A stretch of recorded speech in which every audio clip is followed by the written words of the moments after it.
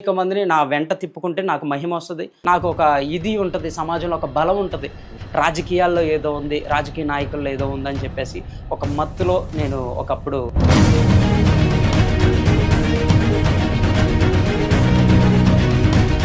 నేను చెడు ద్రోవ పట్టడం మాత్రమే కాదు, కానీ అనేక మంది యువతని ఆ యొక్క వేదిక, ఆ బలిపీఠం ఏదైతే ఉంటుందో దానికి ఉన్న ప్రతి రాడ్లు తీసేసి ఆ యొక్క మీటింగ్ని ఆటంకపరిచిన వాడంలో. అంటే మీరు క్రైస్తవుడు అయి ఉండి క్రీస్తుకి వ్యతిరేకి.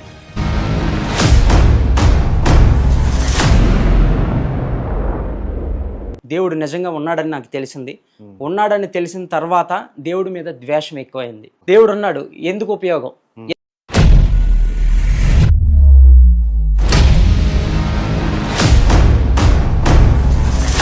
ఇంట్లో ఏడవలేక చర్చిలో ఏడ్చుకోవడానికి ఏడుపు స్థలంగా నేను చర్చిని భావించాను. అప్పుడు యేసుక్రీస్తుని నమ్మాను, బాప్తీసం పొందుకున్నాను, రక్షణ పొందుకున్నా. What next?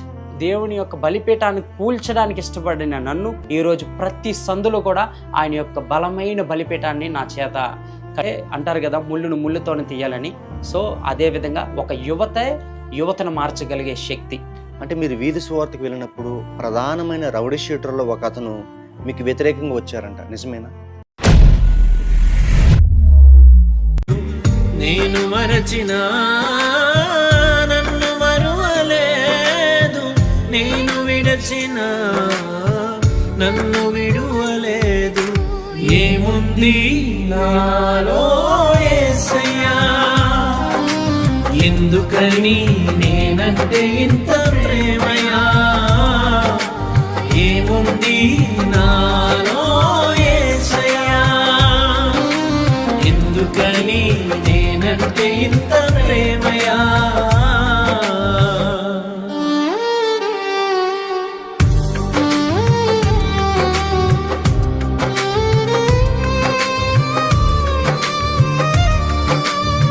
ఏముంది నాలో యేసయ్యా, ఎందుకని నేనంటే ఇంత ప్రేమయా? ఏముంది? Praise the Lord. దేవుని నామానికి మహిమ కలుగును గాక. ఇప్పుడు మరొక యవనస్తుడు మన మధ్య ఉండడం నాకు చాలా సంతోషం. మీకు చాలామందికి తెలిసిన వ్యక్తే. యూట్యూబ్లో, ఫేస్బుక్లో, ముఖ్యంగా ఇన్స్టాగ్రామ్లో ప్రజెంట్ వైరల్ అవుతున్న వీడియో. ఈ బ్రదర్ జాయ్ టీమ్ వీధి సువార్తకి వెళ్తున్నప్పుడు రౌడీ షీటర్లో ప్రధానమైన రౌడీ షీటర్ వీళ్ళని అడ్డుకోవడం జరిగింది. అటువంటప్పుడు వీళ్ళు సువార్త ప్రకటిస్తుండగా ఆ బ్రదర్ వ్యతిరేకంగా అనేకమైన కేకలేస్తున్నప్పటికీ సువార్త ప్రకటిస్తుండగా వీళ్ళల్లో తగ్గింపు మనసు చూసి అక్కడికక్కడే మారు మనసుని పొందిన సందర్భం. కావాలంటే ఈ వీడియో చూడండి.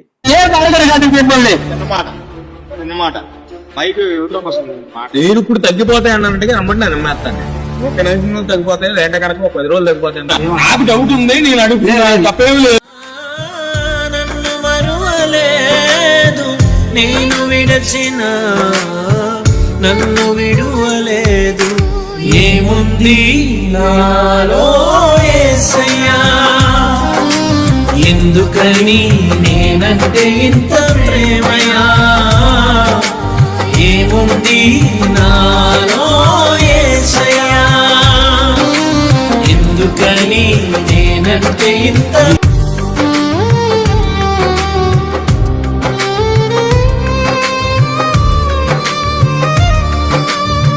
ఏముంది నాలో యేసయ్యా, ఎందుకని నేనంటే ఇంత ప్రేమయా?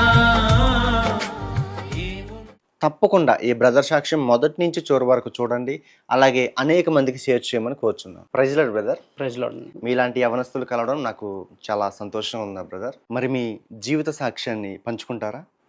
మొదటిగా నాకు ఈ అవకాశం ఇచ్చిన దేవాదేవునికి, తర్వాత బ్రదర్ జోషి గారికి, అలాగే చూస్తున్న ప్రేక్షకులందరికీ కూడా ప్రభు అయిన యేసుక్రీస్తు వారి నామంలో శుభాభివందనములు తెలియజేసుకుంటున్నానండి. తప్పకుండా నా జీవిత సాక్ష్యాన్ని నేను పంచుకోవడానికి ఆసక్తి కలిగి ఉన్నాను. ఎందుకంటే దీని ద్వారా మనుషులుగా మహిమ పొందడానికి కాదు, కానీ ఇటువంటి వారు కూడా మారతారా? ఇటువంటి వారి జీవితాలు కూడా మరల్చబడతాయా? దేవునికి ఇంత శక్తి ఉందా? మార్చబడడం మాత్రమే కాదు, కానీ నడుస్తున్న ప్రతి అడుగులోనూ ఆయన మహిమపరుచుతున్న విధానాన్ని అందరికీ తెలియజేసుకోవాలని నేను కోరుకున్నాను. అదేవిధంగా మీరు ఇచ్చిన అవకాశాన్ని బట్టి దేవుడు ఈ రీతిగా మనం కలిపిన విధానాన్ని బట్టి నేను సంతోషిస్తున్నాను.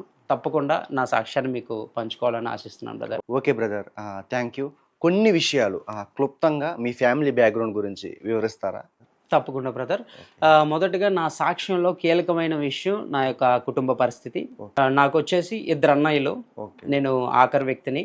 మా తండ్రి గారు మూడో వ్యక్తి పుడితే దేవుని యొక్క సేవకి ఇవ్వాలని ఆయన ఆశపడ్డారు. దాని తర్వాత దేవుడు నన్ను ఇచ్చారని. అంటే మీరు మూడో వ్యక్తి బ్రదర్? మూడో వ్యక్తిని, నేను చివరి వ్యక్తినండి. అంటే మీరు పుట్టుకతోనే క్రైస్తవులండి? పుట్టుకతోనే క్రైస్తవుని, కాకపోతే నామకార్థ క్రైస్తవులు అండి. అంటే క్రిస్టియానిటీలో ఉన్నాం తప్ప క్రీస్తులో లేవు. ఎప్పుడైతే మా నాన్నగారు నన్ను మూడో వ్యక్తి పుడితే దేవునికి ఇస్తాను, సమర్పిస్తాను అన్నారో ఆ తర్వాత పుట్టడం జరిగింది. ఈ విషయం నాకు మా నాన్నగారు చనిపోయే ఆఖరి 2 రోజుల ముందు నాకు ఈ విషయం చెప్పారు. అది చెప్పడానికి కూడా కొన్ని కారణాలు ఉన్నాయి. ఎందుకంటే మా 2 అన్నయ్యల కంటే కూడా నేను అధికంగా లోకంలో పడిపోయాను. సో అది ఏ విధంగా అంటే మొదటిగా మా నాన్నగారు చనిపోయిన తర్వాత కలిగిన పరిస్థితులు, అప్పుడు సమాజపరంగా కానీ మాకు ఆదరణ చాలా కరువైంది. ఎన్నో కష్టాలు అవన్నీ నేను డైరెక్ట్గా పంచుకోవడానికి చాలా సమయం పట్టుద్ది, కానీ ఎవరు ఆదుకోని పరిస్థితులు. ఏ మనిషి వైపు ఆశగా చూసినా సరే చివరికి నిరాశను మాత్రమే మిగిల్చేవాళ్ళు. సో అటువంటి సమయంలో నాకు టీనేజ్లోనే ద్వేషం, మనుషుల పట్ల సమాజం పట్ల ద్వేషంతో నిండిపోయేవాడిని. సో పుట్టుకతో ఎవరో కూడా చెడ్డవారు కాదు, ఎదిగిన క్రమంలో పరిస్థితులు అనుభవించిన విధానాలను బట్టి వారు అలా తయారవుతారు. సో వారిలో ఒకప్పుడు నేను ఒకరిని. నన్ను ఒక హార్ష్గా అంటే శుతిమెత్తంగా ఉన్న ఆ చిన్న హృదయాన్ని ఈ సమాజం అందించిన ఆ యొక్క ట్రీట్మెంట్ ద్వారా బండబారిన హృదయంగా ఒక ఉక్రోషం, ఒక కసి పెంపొందించబడింది. ఎవరు ఆదరించట్లా, సమాజం మంచిది కాదు అనే తీరులోకి నేను వెళ్ళిపోయి ఒక ఉద్వేగంతో నిండిన ఒక మనిషిగా నేను మారిపోయాను. సో ఇదే విధంగా నేను వీధి గొడవల్లోకి వెళ్ళి కుర్రాళ్ళ చేత ఇటు గ్రూపు అటు గ్రూపు కట్టించుకొని, ఈ కాలంలో చూస్తున్న యువత అందరికి చాలా తెలుసు ఆ గొడవలు. సో తర్వాత టీనేజ్ తర్వాత కాలేజ్ డేస్లో వచ్చినప్పుడు యువతతో కలిసి అనేక విధాలుగా ఇట్లాంటివన్నీ చేసేవాడిని. ఆ తర్వాత కొద్దిగా వయసు పెరిగిన తర్వాత మా ఫ్యామిలీ పాలిటిక్స్లోకి వెళ్ళడం జరిగింది. అయితే అదే పాలిటిక్స్ని నేను యూత్ అందరినీ కూడా నా వెంట ఉంచి రాజకీయాలకి, నా వెంట ర్యాలీలకి ప్రోత్సహించేవాడిని.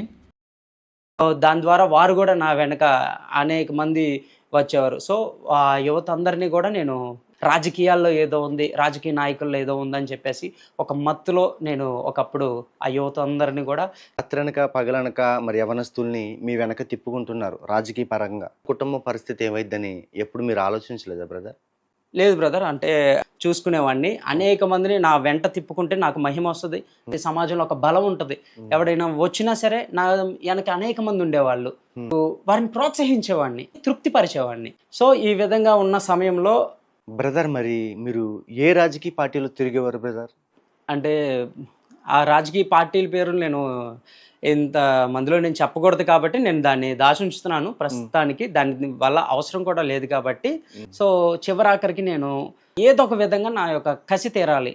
అంటే ఈ రాజ్యంలో పరిపాలించే అవినీతిని ఇది చేయాలి, లేకపోతే ఇలా నాకులాగా ఆదరణ పొందని వాళ్ళందరినీ కూడా నేను ఏదో ఒక చెయ్యాలి, అంటే ఒక సిస్టమ్ని మార్చాలి. ఇట్లా ఈ విధంగా ఒక ఆలోచన చేయడమే కాకుండా దానికి సంబంధించిన ప్రయత్నాలు కూడా నేను ఎన్నో చేశాను. కానీ దేవుని కృపను బట్టి నేను దానిలోకి అప్పుడు వెళ్ళడానికి నాకు పాసిబిలిటీ అవ్వలేదు. ఎంత ప్రయత్నం చేసినా కూడా మార్గం దొరకలేదు. చిన్నతనం నుండి మీరు క్రైస్తవులు అని చెప్తున్నారు. ఎప్పుడు కూడా దేవుని మాటను వినాలి, చర్చికి వెళ్ళాలని ఎప్పుడు మీకు అనిపించలేదు బ్రదర్? అంటే బ్రదర్, నేను లోకంలో ఫస్ట్ అయితే శాంతిని వెతుక్కున్నాను, కానీ అంటే హింసలో వెతుక్కున్నాను, కానీ అది నన్ను తృప్తిపరచలేకపోయింది. అయితే దేవుడి విషయానికి వస్తే నన్ను మొదట్లో దేవుడు అసలు లేడు అనుకునేవాడిని బ్రదర్. అసలు యేసుక్రీస్తు అని చెప్తా ఉండేవాళ్ళు, కానీ అసలు యేసుక్రీస్తు లేడు, దేవుడు లేడు, ఇదంతా కల్పిత కథలు అని చెప్పేసి నేను అనుకునేవాడిని. కానీ మా తల్లిగారికి మలాకి 3:11 ద్వారా దేవుడు ఆ సమయానికి ఇప్పుడు మలాకి 3:11 అనే వాక్యం ద్వారా మా అమ్మగారితో మాట్లాడడం జరిగింది. ఇట్లా మలాకి 3:11 అని చెప్తే మాకు ఎక్కడుంటుందో కూడా మాకు తెలియదు. ఆ సమయంలో మా నాన్నమ్మ గారు ఇది బైబిల్లో వాక్యం అని చెప్తే, ఆ బైబిల్లో ఉన్న వాక్యం నీ పంటను తినివై పురుగులు నేను గద్దించాను, అది మీ భూ పంటను నాశనం చేయదు, మీ ద్రాక్ష చెట్లు అకాల ఫలములు రాల్చుకుంటున్నట్లు సైన్యములకు అధిపతియగు యెహోవా సెలవిచ్చుచున్నాడనే వాక్యం ద్వారా అప్పుడున్న ఆ పరిస్థితులను బట్టి మా అమ్మగారిని దేవుడు వాగ్దాన రీతిగా బలపరచడం జరిగింది, ధైర్యపరచడం జరిగింది. అసలైతే యాక్చువల్గా ప్రతి ఒక్కరికి ఇదే టర్నింగ్ పాయింట్ అవ్వచ్చు, కానీ నా జీవితంలో దేవునికి విరుద్ధంగా తయారవడానికి ఇది మొదటి మెట్టుగా నేను భావించాను. అంటే క్రైస్తవుడై ఉండి క్రైస్తవానికి వ్యతిరేకంగా జీవించాను. స్కూల్ గ్రౌండ్ లో ప్రతి ఆదివారం సాయంత్రం పూట ప్రేయర్స్ పెడుతుంటే చిన్న వేదిక కట్టి స్టేజ్ వేసి ప్రేయర్స్ పెడుతుంటే ఆవిడని ఏదో ఒక విధంగా గలిబిల్లి పరచడానికి దేవుని మీద కోపంతో దేవుడు ఉన్నాడు, ఎందుకు ఉపయోగం, ఎందుకు దేవుని సువార్త ప్రకటించడం, ఎందుకు దేవుడి గురించి చెప్పడం అని చెప్పేసి. మరి ఇంత ఇదిగా మీ జీవితం ఉన్నప్పుడు దేవుని వైపు మీ మనసు ఎప్పుడు తిరిగింది బ్రదర్? నా జీవితంలో మొదటిసారిగా నాకు బాధ అనిపించిన ఒకే ఒక విషయం, నా వెనక తిరిగి ఆ యూత్ ఒకసారి నేను తాగేసి ర్యాష్ డ్రైవింగ్ చేసి యాక్సిడెంట్కి గురై చనిపోయారు. సో చనిపోయిన తర్వాత ఒకరోజు మాకు అదే మిడ్ నైట్ ఫోన్ వచ్చిన తర్వాత మేము వెంటనే హాస్పిటల్కి వెళ్ళిన తర్వాత నా వెనక అప్పటి వరకు అన్న అనుకుంటూ తిరిగే అతను మద్యానికి అలవాటు అయిపోయి ప్రత్యక్షంగా కాకపోయినా పరోక్షంగా అనేక మంది ఆ యువతని వాడుకునే వాళ్ళు, వాళ్ళ యొక్క అవసరాలు గంజాయిలు మత్తుకి బానిసలుగా చేసి వారికి డబ్బులు ఇస్తే ఏం చేస్తారు యువత, ఏం చేస్తారు, వారి యొక్క వ్యసనాలు మాత్రం తీర్చుకుంటారు. సో తాగడం, వారు వెళ్ళి యాక్సిడెంట్కి గురవడం, తర్వాత జీవోత్సవాల్లాగా చనిపోయి ఆ యొక్క హాస్పిటల్లో పడి ఉన్నప్పుడు ఆ సంఘటన నేను తెలిసి వెళ్ళాం. మేము కొంతమంది వెళ్ళి చూసినప్పుడు వాళ్ళ తల్లిదండ్రులు వచ్చి ఏడుస్తున్నారు. ఆ శవం దగ్గర నేను నుంచున్నాను, చూస్తున్నాను, బాధపడుతున్నాను. అప్పటి వరకు తిరిగిన ప్రతి జ్ఞాపకం నాకు గుర్తొస్తుంది. నా హృదయంలో మనస్సాక్షి మాట్లాడడం మొదలుపెట్టిన సమయం అది. యువత ఎందుకు ఇలా నశించిపోతున్నారు, ఎందుకు ఇలా వ్యసనాలు గురవుతున్నారు, మనం ఏం చేయలేమో అనిపించింది. ఒక సందర్భం ఆ మరణం దగ్గర నుంచి నన్ను ఆలోచనలోకి నడిపింది.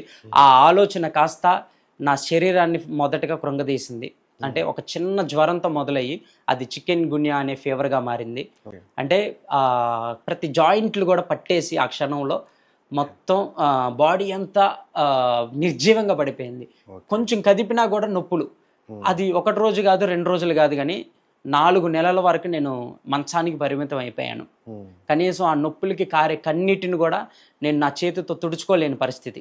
అలాంటి పరిస్థితుల్లోనే ఈ 4 నెలల క్రమంలో అయిన వాళ్ళని కోల్పోయాను. నేను నిలబడి ఉన్నంతకాలం నాతో అవసరం ఉంది, కానీ ఎప్పుడైతే పడిపోయానో ఏ ఒక్కరు కూడా నన్ను కనీసం ఆదరించడానికి, చూడడానికి, ఎవరైతే నా వెంట తిరిగి జైగొట్టారో వారు కనీసం నన్ను పలకరించడానికి కూడా లేని సందర్భం. నా జీవితం అలాగే అంధకారంలోకి, అంటే యూత్గా ఉన్నాను, డిప్రెషన్లోకి వెళ్ళిపోయాను. సో మనుషులందరూ నా నుంచి దూరం అయిపోయారు. శారీరకంగా కృంగిపోతున్నాను నొప్పులతో, ఏం చేయాలో తెలియని పరిస్థితి, ఒంటరిగా మిగిలిపోయాను. నిజంగా చాలామంది అంటారు నేను శాంతి కావాలి, నాకు ప్రశాంతత కోసం అని చెప్పేసి. దాని అర్థం నాకు అప్పటి వరకు తెలియదు, కానీ ఎప్పుడైతే డిప్రెషన్కి వెళ్ళానో, ఎప్పటికైతే ఒంటరిగా మిగిలిపోయానో, ఎప్పటికైతే శారీరకంగా నలిగిపోయానో, ఎప్పుడైతే నా అనుకున్న ప్రతి ఒక్కరూ, నాతో ఉన్న ప్రతి ఒక్కరూ ఒంటరిగా విడిచిపెట్టేశారో, ఆ క్షణం ఇంకా నాకు మరణం తప్ప వేరే మార్గం లేదనిపించింది. సో నా హృదయంలో జరిగిన అలజడి, ఆ అశాంతి నన్ను మరణపు దారి వైపు నడిపించింది. ఇంకా చచ్చిపోవాలి, ఈ జీవితం ఎందుకు, ఇంకా శాంతి లేని బతుకు. ఒకప్పుడు కూడా అదే అశాంతితో బ్రతికా, ఏదో సాధిద్దామని ప్రయత్నాలు చేశా, కానీ చివరికి నిరాశ.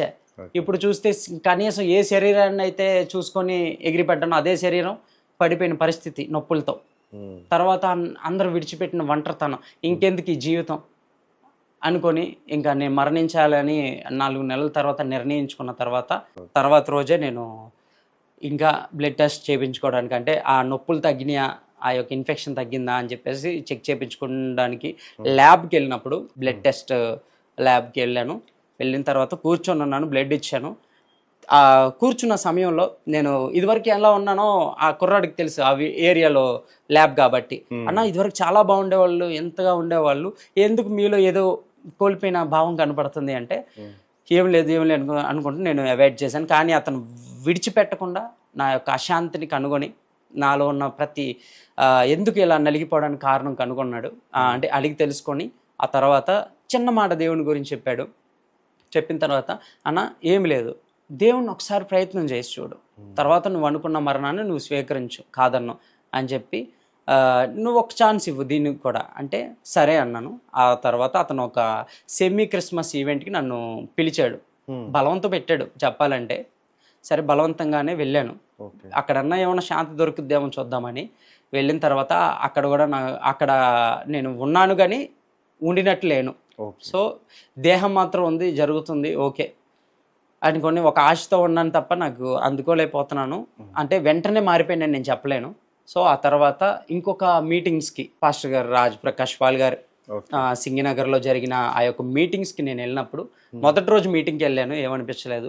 రెండవ రోజు మీటింగ్కి వెళ్ళాను, కొద్దిగా అప్పుడే అర్థమవుతూ ఒక హృదయం ఒకలాగా మారడం జరిగింది, కానీ బలమైన మార్పు లేదు. మూడో రోజు ఎప్పుడైతే మీటింగ్కి వెళ్ళానో ఆ మీటింగ్లో ఉన్న పాడిన ఒక పాట, ఆ పాటలో ఉన్న ఆ యొక్క లిరిక్స్ నన్ను మారడానికి, మొదటిగా నా హృదయం కదల్చివేయబడడానికి ఆ పాటలో ఉన్న లిరిక్స్ నాకు ఉపయోగపడినాయి. ఆ లిరిక్స్ ఏంటి బ్రదర్? ఆ లిరిక్స్ నీతో ఉంటే జీవితం వేదనైన రంగులు పయనం అనే ఆ పాటలో ఒక మాట వస్తుంది బ్రదర్.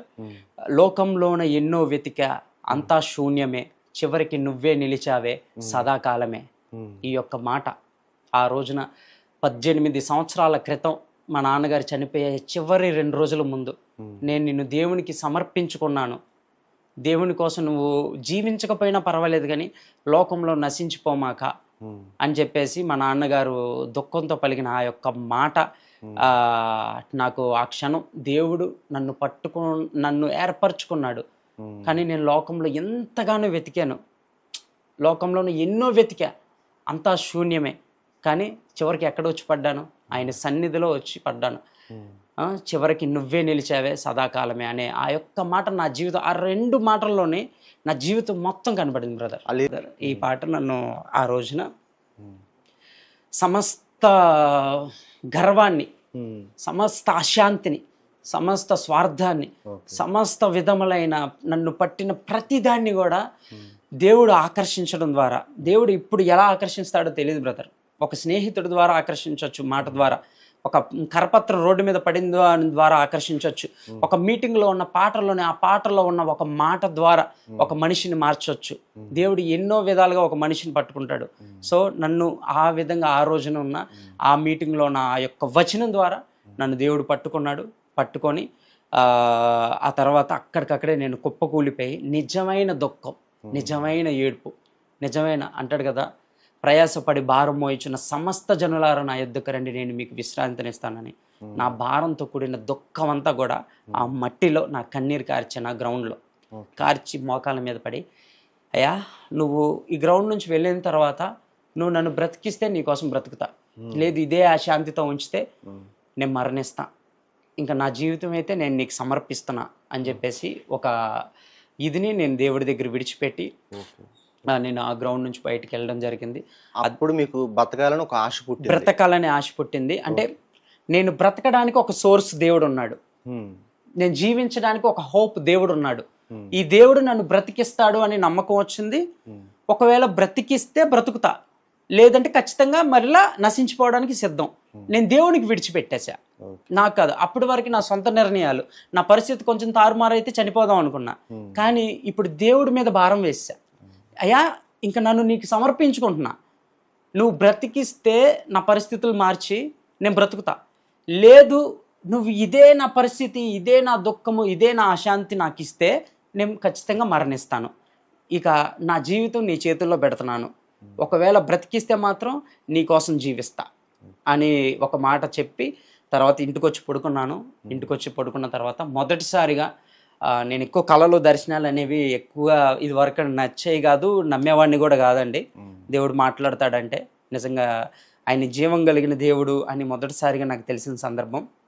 నేను నిద్రపోతున్నాను, పడుకున్న తర్వాత సాక్షాత్తు యేసుక్రీస్తు ధరించుకున్న ఒక గోధుమ రంగు వస్త్రం నేను ధరించుకొని నా కుడి భుజం మీద బలమైన బరువైన సిలువని నా కుడి భుజం మీద పడేసి ఒక ఇరుకైన మార్గంలో నేను నడుస్తూ వెళ్తున్నాను. వెళ్ళిన తర్వాత సడన్గా నిద్ర లేచి ఏడుస్తున్నాను. ఎందుకు ఏడుస్తున్నానంటే చిన్నప్పటి నుంచి క్రైస్తవంలో నామకార్థ క్రైస్తవులుగా ఉన్నప్పుడు మాకు తెలిసిన ఒకే ఒక్క విషయం ఏంటయ్యా అంటే సిలువ శ్రమకి సాదృశ్యం అని.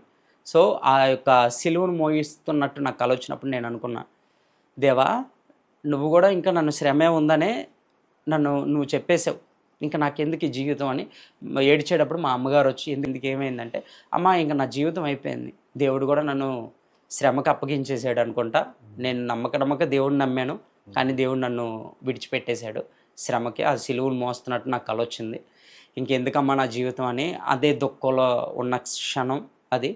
తర్వాత కాదు లేదు సమర్పించుకో అన్న చెప్పిన కొంతమంది ఆత్మీయులు అప్పటికి నాకు ఒక 4-5 పరిచయం అయ్యారు.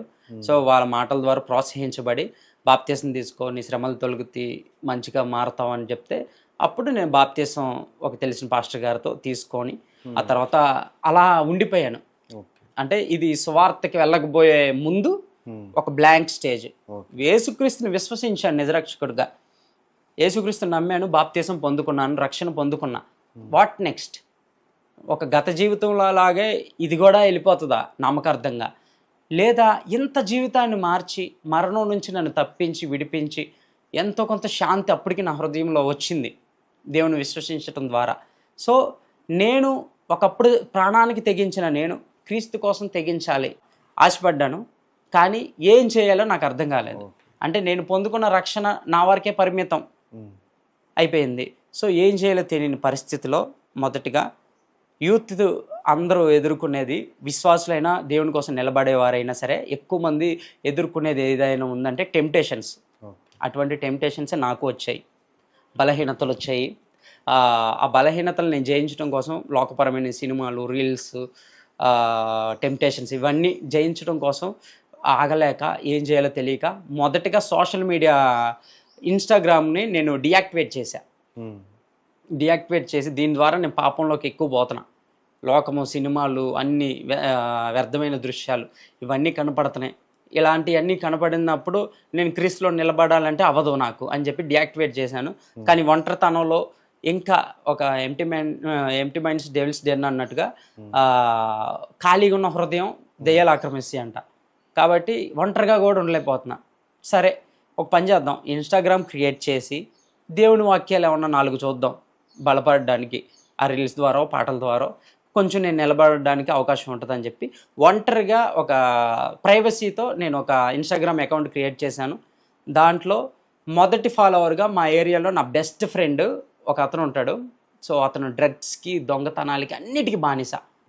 సో అతను నా మొదటి ఫాలోవర్గా వచ్చాడు ఫస్ట్.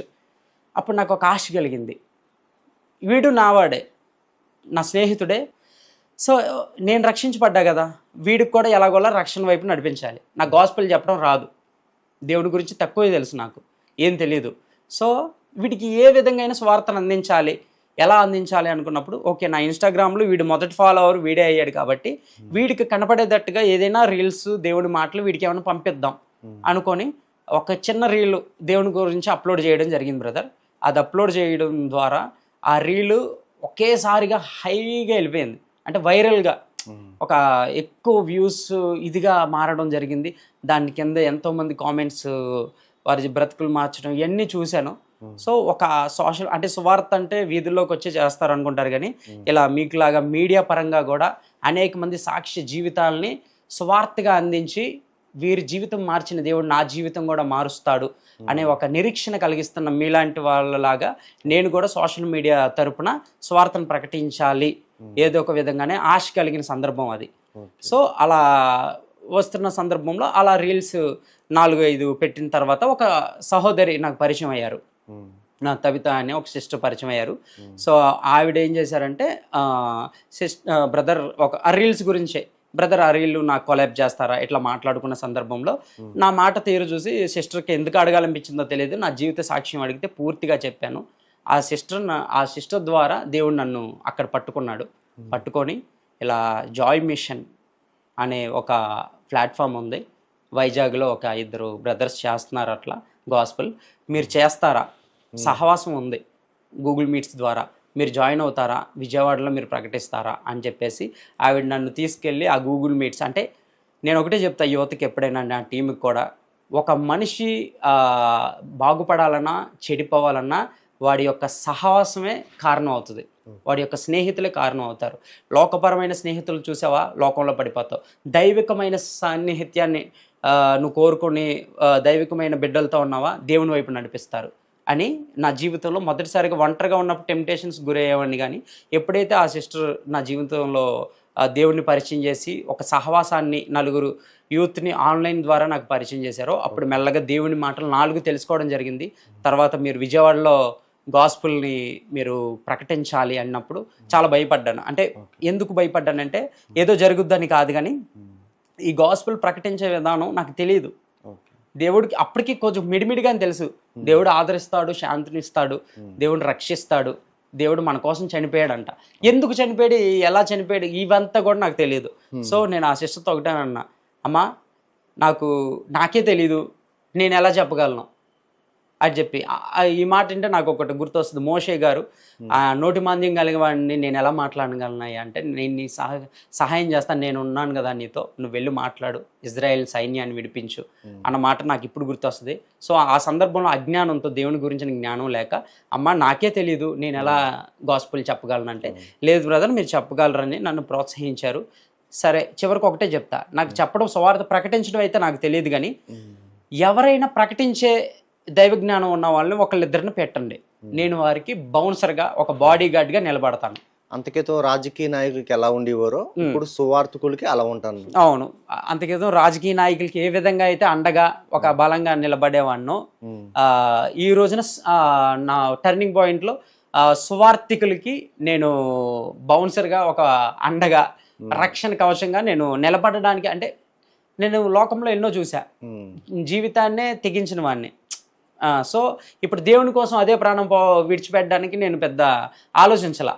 సో నేను తెగించేస్తాను, నేను దేవుని కోసం నిలబడతాను అని అక్కడ కోల్పోయిన నా ప్రాణాన్ని ఇక్కడికి సమర్పిద్దాం, ఇక్కడ ఉంటే ఎంత పోతే అంత దేవుని కోసం అనుకొని నేను వారిద్దరికి బౌన్సర్స్గా, ఒక బాడీ గార్డ్ లాగా నేను నిలబడేవాడిని. వాళ్ళిద్దరు వెళ్ళి గాస్పుల్ చెప్తా సైలెంట్గా యువతకి చెప్తా వచ్చేవాళ్ళు, వీధి సువార్తలో.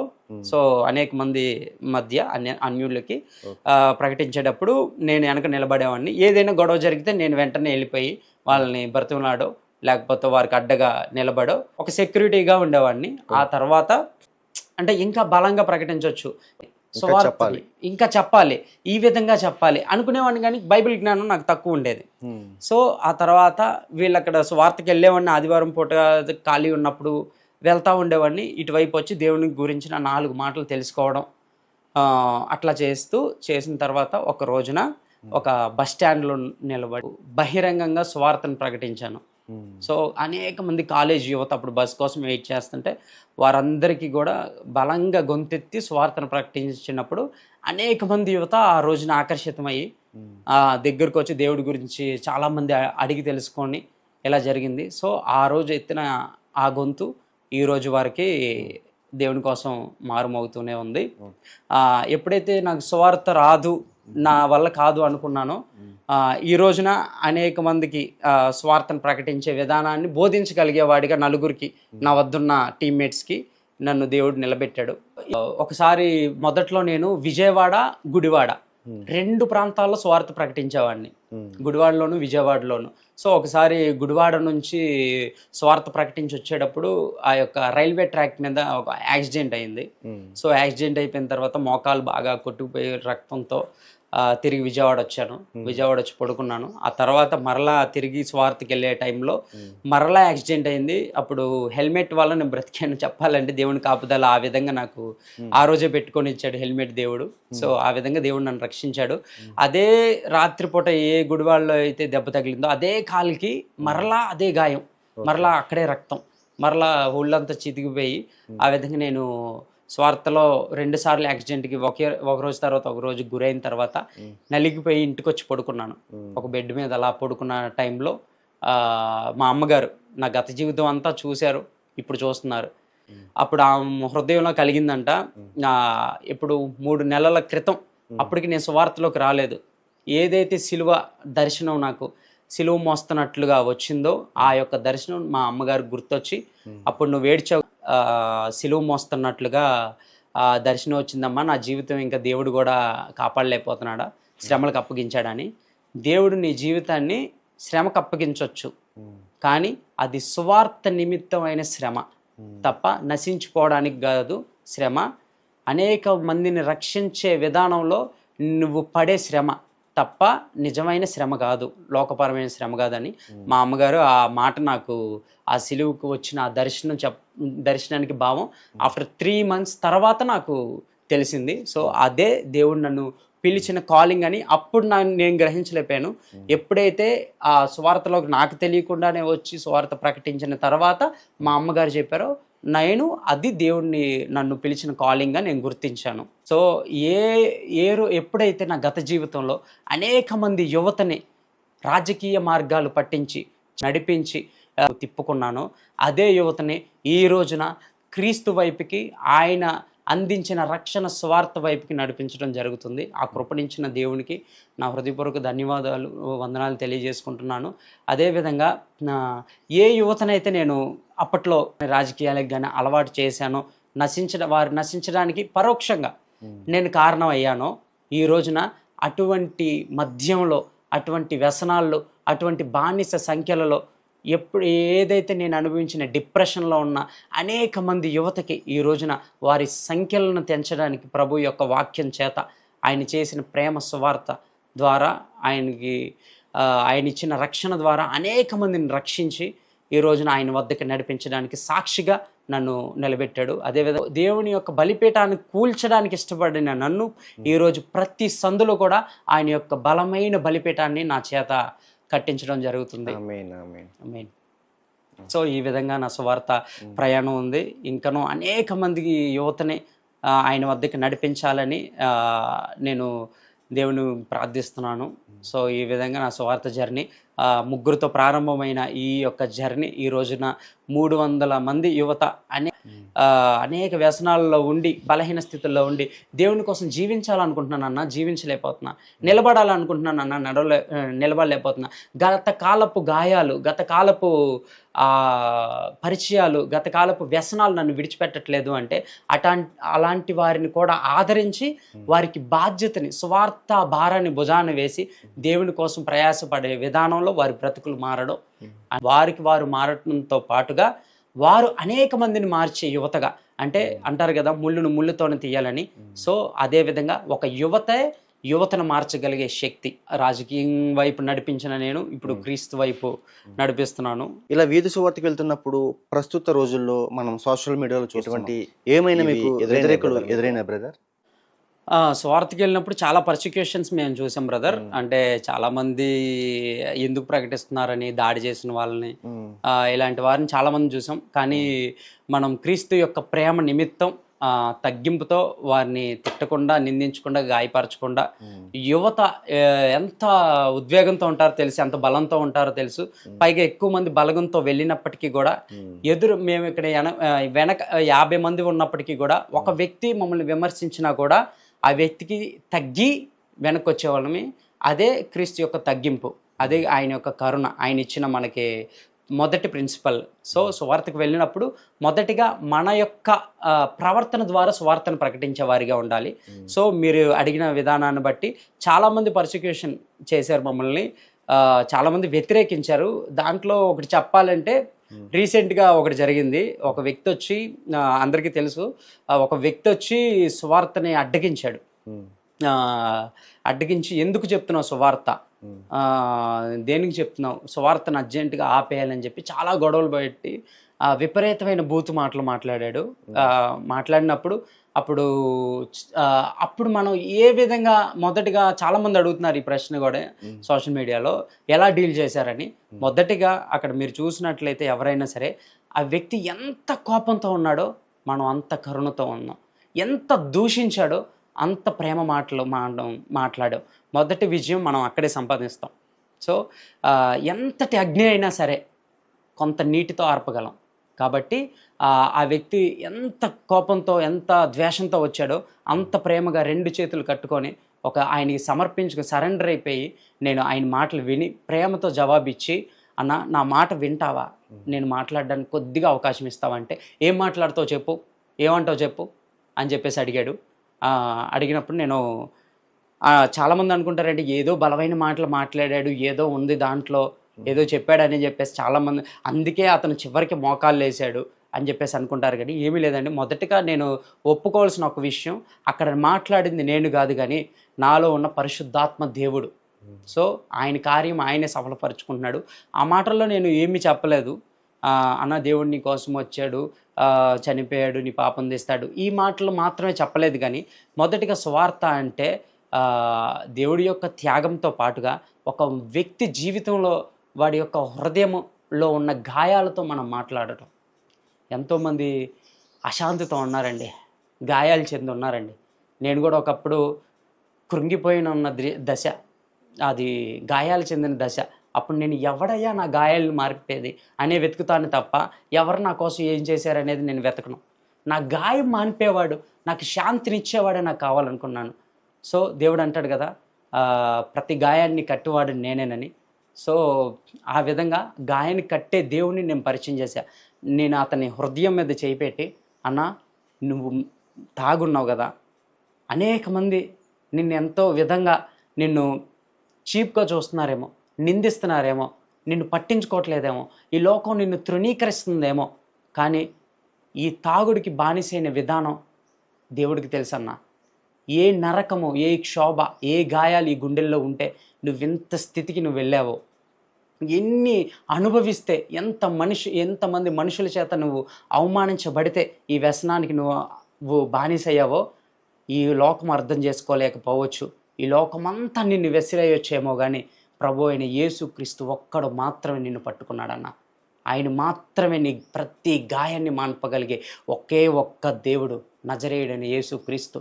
నువ్వెంత ద్వేషం చూపించు, చచ్చే వరకు నీ మీద ప్రేమనే చూపిస్తాడు. కాబట్టి అటువంటి దేవుని యొక్క మాటలు నువ్వు ఆపడానికి సిద్ధంగా ఉన్నావా? నీలాంటి వారు అనేక మంది ఉన్నారన్న, వారిని మార్చొద్దా ఆయన ప్రేమ చేత అన్నప్పుడు మొదటిగా కన్నీళ్లు పెట్టుకొని, ఎందుకు కన్నీళ్లు పెట్టుకున్నాడయా అంటే దేవుని గురించి చెప్పడం మాత్రమే కాదు, కానీ అతని బ్రతుకులో నుంచి దేవుని తీసుకొచ్చాం కదా. అతని హృదయాలతో మనం మాట్లాడాం. అతని గాయాలు ఎందుకు ఏర్పడి ఉంటాయో మనుషులు అర్థం చేసుకోలేకపోవచ్చేమో, కానీ దేవుడు నిన్ను అర్థం చేసుకుంటున్నాడు. నిన్ను తాగుబోతుగా, వ్యసనపరుడుగా చూడలేదు. వ్యభిచారం చేసిన స్త్రీని కూడా అమ్మా అని పిలిచి ఆప్యాయంగా పలకరించిన దేవుడు ఈ రోజున తాగి ఉన్నావు అని చెప్పి ప్రపంచం వదిలిపెట్టినట్టు ఆయన నిన్ను విడిచిపెట్టే దేవుడు కాదు, నిన్ను హత్తుకునే దేవుడు అని చెప్పి ఆదరణ కలిగిస్తూ, ఆ ఆదరణలో దేవుడు ఆయన కోసం ఏం చేశాడో మాట్లాడాడు.